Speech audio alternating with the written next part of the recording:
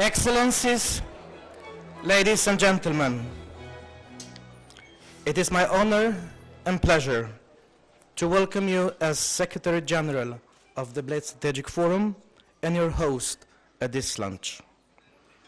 This morning we had two very interesting panels on ICC and EMU, and I am happy that we heard some optimistic messages. This afternoon, two panels will be dedicated to the enlargement policy. First, we'll tackle the EU-Turkey relations, and the second, the Euro-Atlantic perspective of the Western Balkans. Now, I would like to invite the Minister of European Affairs and Foreign Trade of Finland, an energetic Mr. Alexander Stubb, to give a keynote address. As I was the first Slovenian resident diplomat and opened our embassy in Helsinki, allow me, ladies and gentlemen, to invite the minister in the beautiful language they speak in Finland. Arvoisa ministeri Stubb, olkaa hyvä. Ärade minister, varsågod, scenen är din.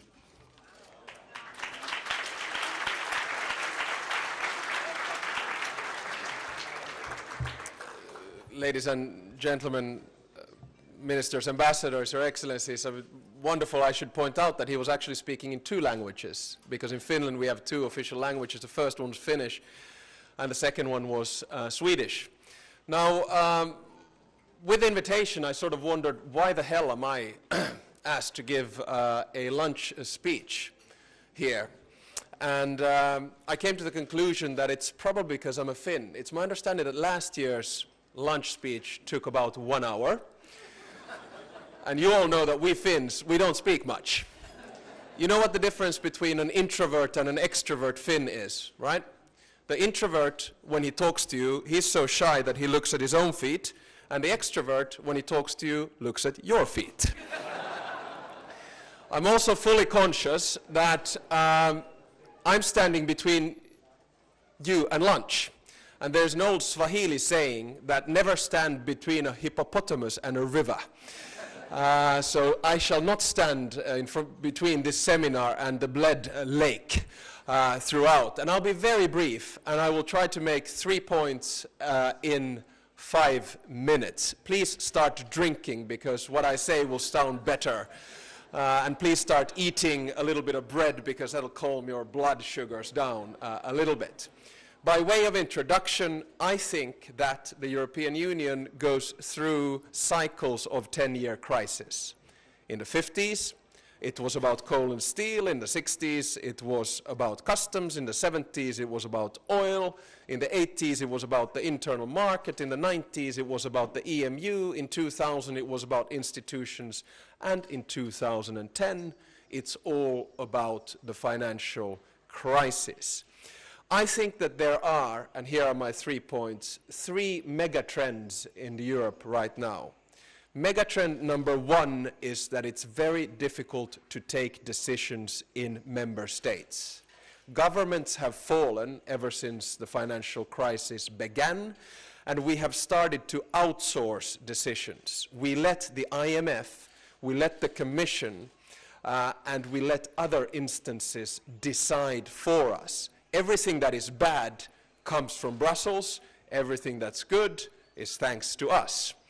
We are losing a lot of authority, I would argue, as decision makers and politicians.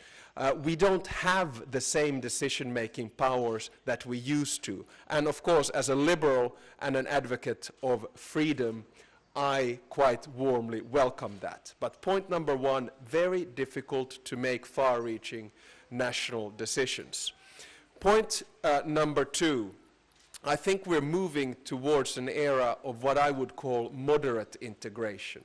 We've gone very fast institutionally from 2000 to 2010 with the Constitution come Lisbon Treaty, and we've gone extremely fast in terms of financial and economic integration with the six-pack, with the two-pack, with the fiscal compact, and with many other measures. Who would have thought 5 years ago that Commissioner Olli Rehn can tell President François Hollande that we don't think that your budget is intact and we would actually recommend you to change that, that and that.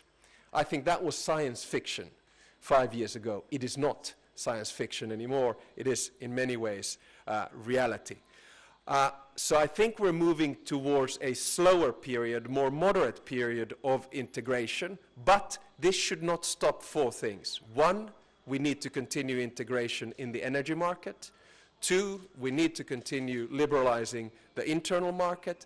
3, we need to push external relations forward. And 4, should I say in this country very self-evidently, we need to continue with enlargement, because enlargement is the best policy that the European Union has ever made. My third and final point, and I'll let you out of your misery after this, is to say that there is a mega trend of what I call centrifugal forces in Europe. In other words, forces which are pulling in different directions and trying perhaps to break up the Union. We see a debate on competencies.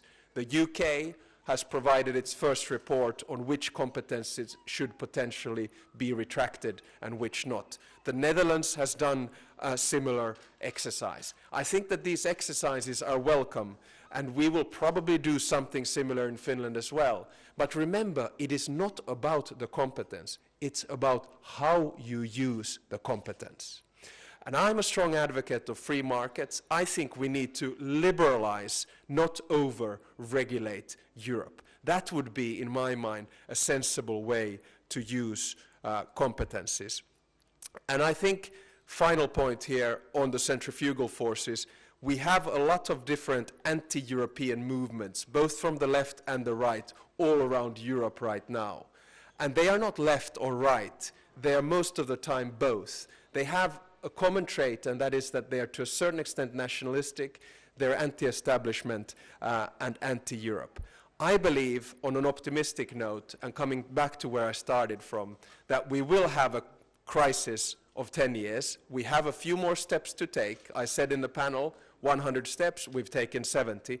But we will come after this crisis out much stronger here in Europe than what we were before it. So my 3 points today: difficult decision-making back home, moderate integration in stock, centrifugal forces, but remain optimistic. Europe is not going to stop. It is going to continue. It'll be sensible, and I'm very happy for it. Bon appétit.